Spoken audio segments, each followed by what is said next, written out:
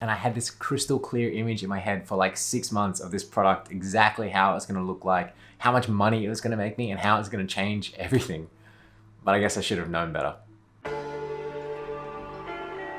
So I started my Amazon FBA business about 2.5 years ago, and I've done pretty well. Last year was profitable. All the videos on my channel, if you're new here, are about the things that I'm doing and the strategies and stuff that I use. So you can check them out if you want to. But I've been doing something for a long time that has made me lose money, and I've been doing it pretty much since I started, and it's something that has been causing me to lose money and basically waste time up until today. And that's the thing that I want to share with you in this video today. Because I know when I was starting out and I was on YouTube and I was just seeing all of these stories about, the stay-at-home mom who makes $50,000 a month with this one crazy product, or, this guy just started 8 weeks ago and now he's making $30,000 a month.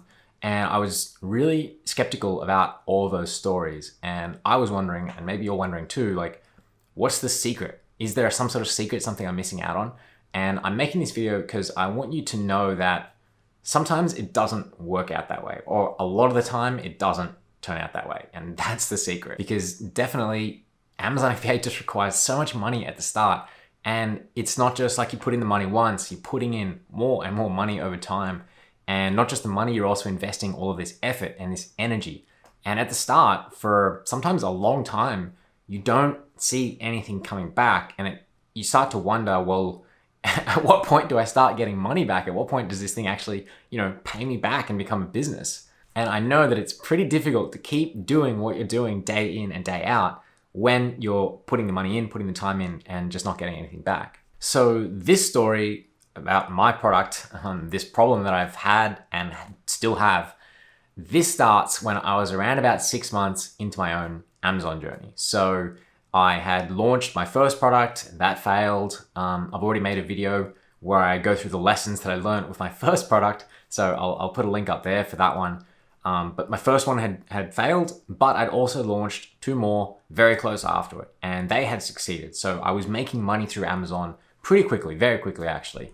And there wasn't a huge amount of money from those first 2 products that worked, but it was profitable income, and it was definitely enough for me to say, okay, yes, this works.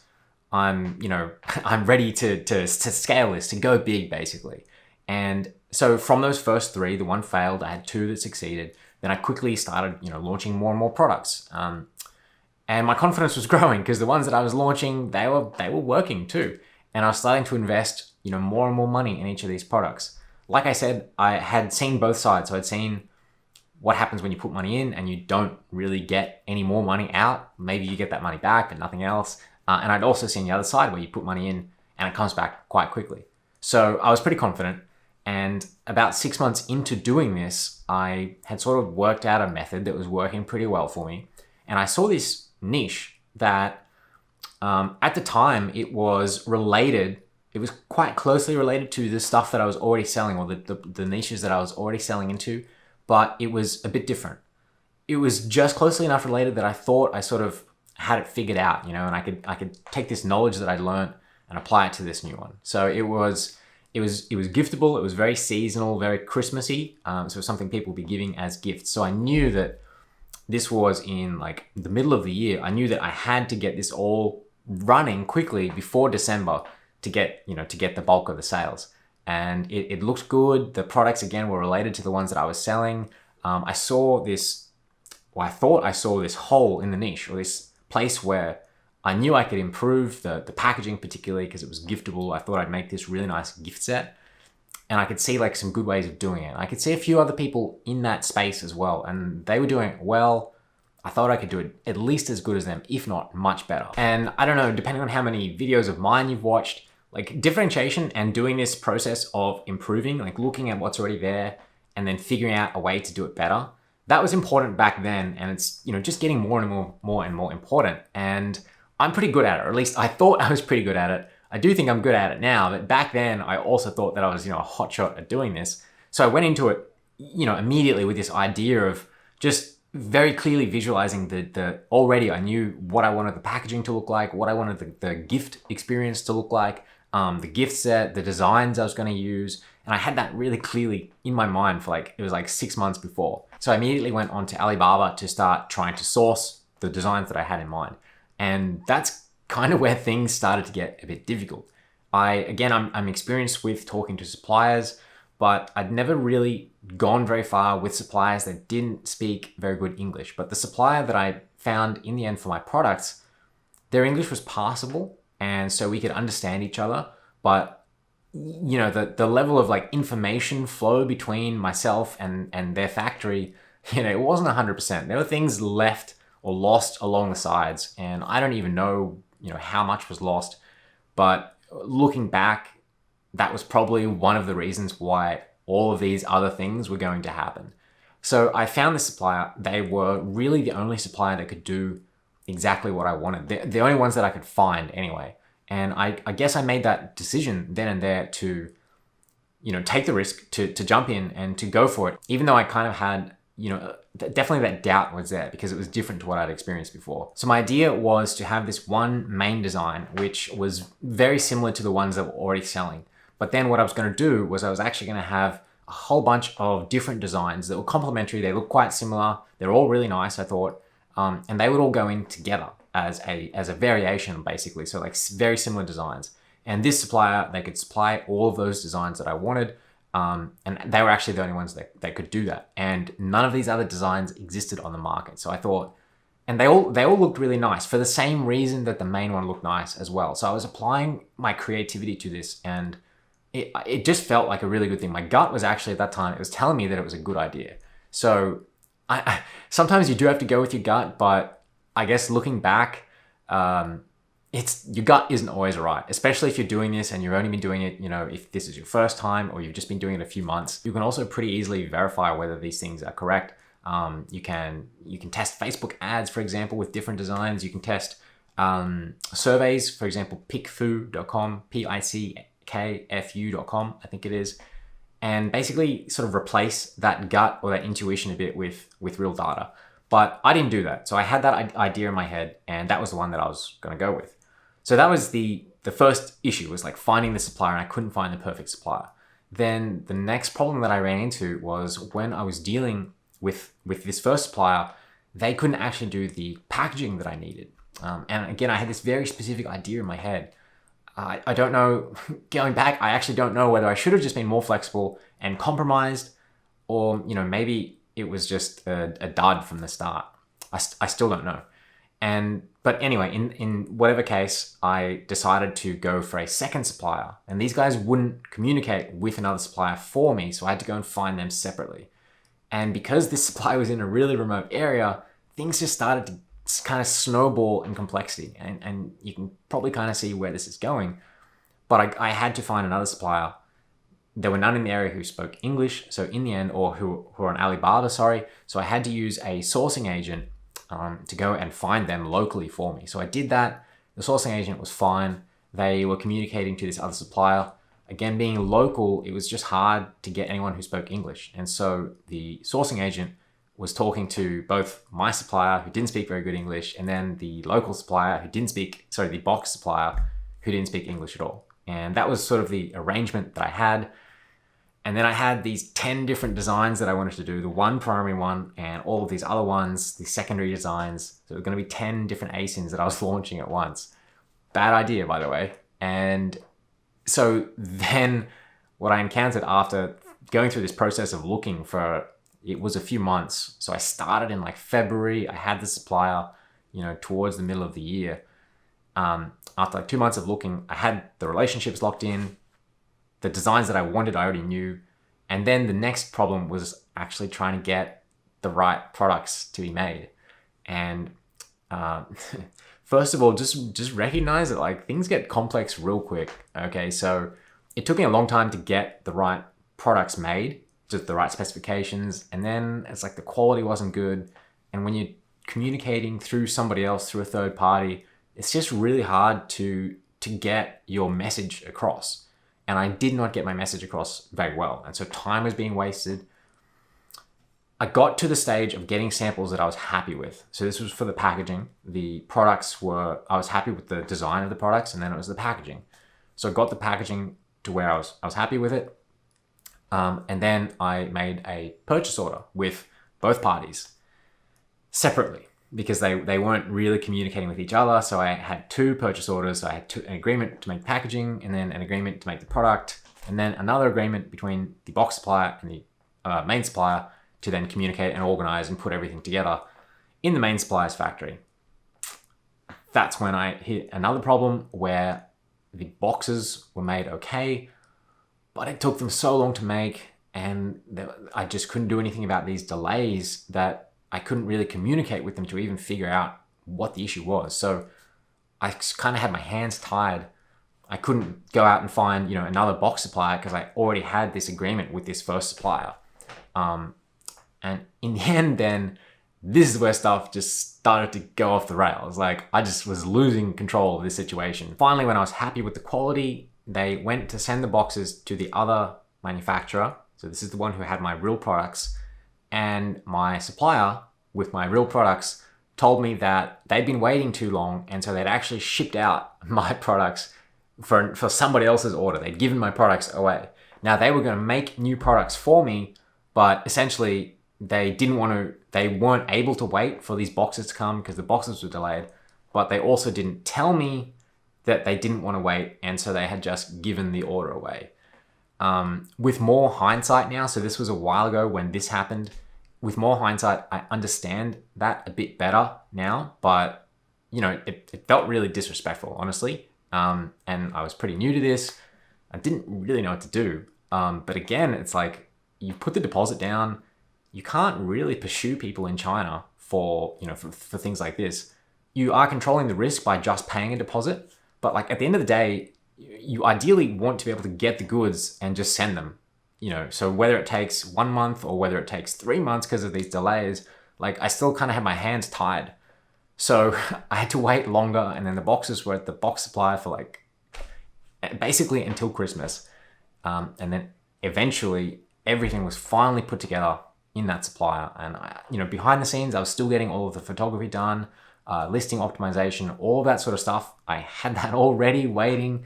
It all looked really good, or at least I thought it looked really good. And so, and this is why as well that I kept sort of letting things drag on, even though I knew that I had to hit Christmas. I had to hit that on time, because if I didn't, I'd have this big order that, essentially was not going to sell until 12 months later. So I had all of that stuff ready. The niche still looked good. I still thought I could really get in there and just get straight to the top and make a killing with this product, even though it was, getting later and later. So I had it shipped out. Oh, and I forgot to mention as well, when I was doing the negotiations, because I couldn't find a really great supplier, I didn't have much leverage. And so when I was negotiating the minimum order quantity, to make this work out basically in my favor, I had to fill up an entire shipping container for my first order. Now, I don't normally do that. It's not normal practice. It ends up costing a lot because you've got to fill a full container with product. And it was basically just a lot of units. Anyway, I shipped it into Amazon, and this was the main product that I described that existed already. It was a very similar design, but the packaging was very different. So it was a different gift set.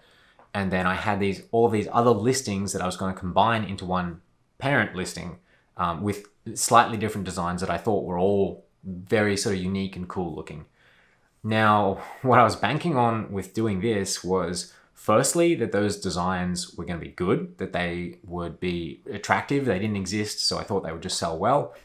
And the main thing was, with the launching process, getting reviews is key. You need to generally, if your product is pretty similar to what's on the market already, and the competitors that you're competing against have a lot of reviews, and you're selling a very similar product, you really need to get reviews as fast as possible. Now, I wasn't really sure how different or how much better my product was, basically. But the way that I was going to get around the review part at the start anyway was to combine all of these different design variations into a variation listing. So what that means is that anytime any one of them gets a review, it basically counts for all of them. Like if there's different sizes with clothes, for example, the reviews are actually being picked from each different size and then aggregated. So that's how I was going to get around that. Now, what I failed to do was to properly read Amazon's policies about what is and what isn't a variation. And unfortunately, the way that I was doing it turned out to be not legitimate. So this shipment finally got into Amazon in mid-November. And, I had less than 30 days until the end of Q4 of the Christmas season. So I was just really pushing things way too late. That was like 6 months later than I had originally wanted to have them selling in Amazon. So the original plan was to have lots of reviews, lots of ranking. So then one good thing happened and one really bad thing happened. So the good thing was that the main design that kind of already existed, but I had this new gift set around it and better packaging, that started selling actually a lot better than I was expecting to. It took off immediately. So what I noticed, what I have noticed, is that if you have a good product that stands out against the competitors, you don't really need to do much to rank that product. It will start selling. You can get some sales using PPC. If you want, you can do a launch, but you don't need to, because when you get at least the PPC sales, customers see that it's a better product and they will click on it and they will buy it even if it has very few reviews. And so that one was happening to this product as I was getting some organic reviews. And it took off. So it went from 5 to 20 to 40, and it capped out at around about 60 sales a day. And I very quickly raised the price. So it was great margins. It was like 40-something% margins. And so that main design, which again already existed, I just changed the packaging. That one was going really well, much better than I planned.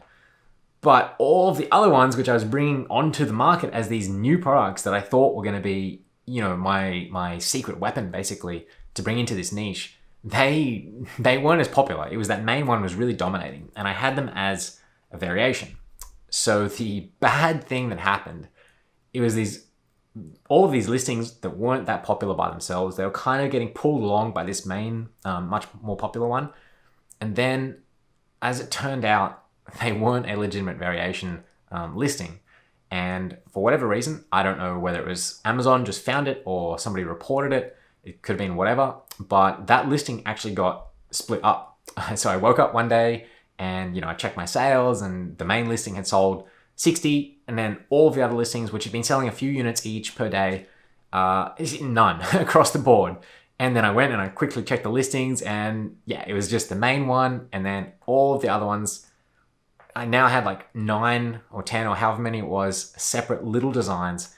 They all had 0 reviews. And so I was essentially trying to launch these like 10 extra products with like 2 weeks to go before Christmas ended. I'm generally pretty good at responding to situations, but there wasn't much that I could really do. In this case, I started lowering the prices. I started doing whatever I could to try and move them, because I knew, if these didn't sell by Christmas, these were like Christmas gifts. Who's going to buy them in February, the year after, or so the next year?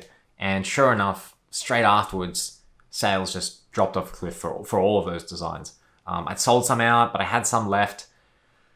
Now, the kicker was that because it takes so long to ship these items into Amazon as well as to get them manufactured, and like I described the problem before, getting stuff made on time, so I put in a big order as soon as I saw these sales kicking in.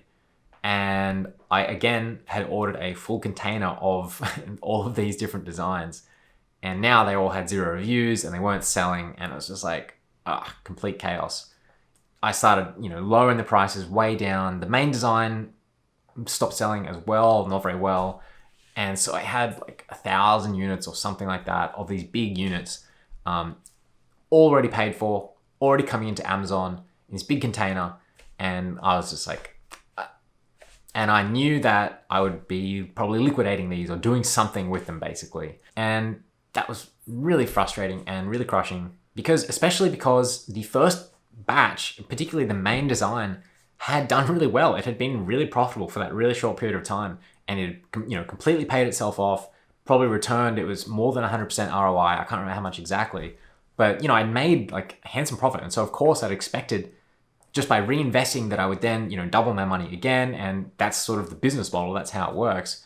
But I very quickly had found out that this next one was just going to be a world of pain. And I was starting to look at ways to liquidate. But at the same time, I had so much time and effort and energy invested in this product and designing it, and all of that effort that I'd gone through with the 2 suppliers, finally getting that all working, that I didn't want to give that up basically. So that was really the beginning of the end for this product and that entire brand, all of that effort I put into doing all of the designs, everything. And that again had been more than a 6-month journey of my own, or at least 6 months of my journey put just towards that. So that really sucked. I ended up getting those products removed from Amazon. And that was another lesson that I learned, is that we think of these things as just numbers that we're just pushing around, and, you know, like numbers on a spreadsheet. And then it's like Amazon.com, it's a listing, but they're really, you know, physical products. And when you move them around, for example, sometimes they get damaged, or the boxes get, you know, marks on them, and then they don't become good as gifts. And so what happened was, when I had them shipped, most of them were okay. But then when I had them removed to another warehouse, which I also then had to pay for, because I knew they weren't going to sell, when they rehandled them somewhere between Amazon to the other warehouse, back again, quite a few of the units were damaged, which that's not cool. And I was paying for them as well. And so then I had to start looking at, well, how do you get rid of these units? Like, what can you actually do with all of these units when you just have them stored somewhere? How can I sell them, or how can I get rid of them? I was still thinking as well about waiting until December, because I knew that this is still a giftable product, and I knew that I still made money from the first time. And I guess the sort of thought process that I recommend you follow if you're in a situation like this is, think about this on 2 levels. And this is the way that I approach this. Is, first of all, you have to deal with the problem that you're in, or the challenge that you're stuck with. And that's how to get rid of these units, or how to make as much money back as you can from these units. That's one thing. And the second thing is, how do you not get into this situation again? And it's actually really important to focus as much on that second part, because, and this is the beauty of this business model, even though none of the things that I've been saying so far have been beautiful, they've all been very ugly things to deal with. The beauty is that if you recognize that, you can stay in this game. And keep in mind that this was one part of my business. So the rest of my business throughout all of this was still doing well, and I was making money on everything else. And like I said, I made money on the first order, and then it was the second order that was just this huge mess. But what it was doing was, it was taking all of this productive energy and productive thinking time away from the parts of my business that I could grow, away from the parts of my business that were doing well, that were making me all of the money. And then I was taking that energy where I could, you know, use it to grow and make more money, and putting it into this section, which is like how to get rid of products, or how to minimize expenses to like sell these products later on. And the most important thing is to avoid those things wherever you can, and learn how to avoid them as much as possible. And failure and mistakes like these, lessons like these, they are the best way of learning those lessons, and of learning that second level, not just the first level of how to deal with this problem, but then take the step back and think about, well, what do I need to do either in the next month, or in the next coming weeks, or even in the next year, so that I don't have to do this again. And this one was actually a difficult one to think about. The main ones were looking back, and I think, you know, for you and for me as well, this is what I do for myself now, for my own business. As much as possible, I first of all recognize that my gut and my intuition is not perfect. It never will be. Not everything that I do is going to work.